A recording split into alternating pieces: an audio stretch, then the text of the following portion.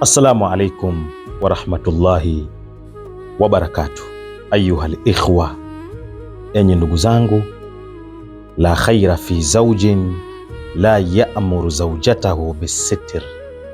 Hakuna kheri, hakuna wema, hakuna uzuri kwa mume ambaye amuamrishi mkewe kwa swala zima la kujistiri, kwa swala zima la kujihafidhi.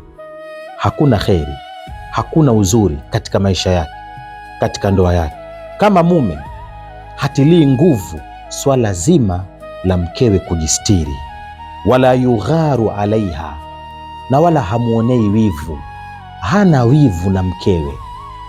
Ukimwona mtu yoyote yule ambaye anamwacha mkewe anajiweka wazi nje, anajiweka wazi kwenye wasailul i'lam, katika mitandao ya kijamii, tambua ya kwamba mwanaume huyo hana wivu na mkewe.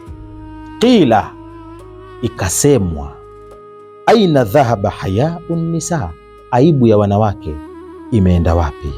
Qalu, wakasema, dhahaba yabhathu an ghirati rijal, aibu ya wanawake imeenda kutafuta wivu wa wanaume. Ndugu zangu, wanaume hatuna wivu na wanawake zetu. Penzi litimie, penzi liwe zito, penzi liwe zuri, weka wivu kwa yule unayempenda.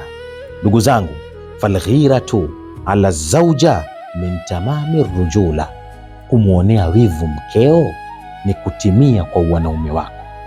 Ukitaka kumtambua kidume wa kweli katika maisha yako, ni yule ambaye ana wivu na mkewe, ni yule ambaye hamuachi mkewe akaonekana kwa palake, ni yule ambaye hamuachi mkewe amevaa kisinglet alafu akajipiga picha katika mitandao ya kijamii akaposti, ni yule ambaye amruhusu mkewe anatembea barabarani amevaa kimwini, ni yule ambaye anakasirika pindi anapomwona mkewe anapanda daladala alafu konda anamuita shemeji panda, huku anamshika kiuno, alafu mwanaume unanyamaza. Mpige ngumi, kuwa na wivu, piga ngumi konda.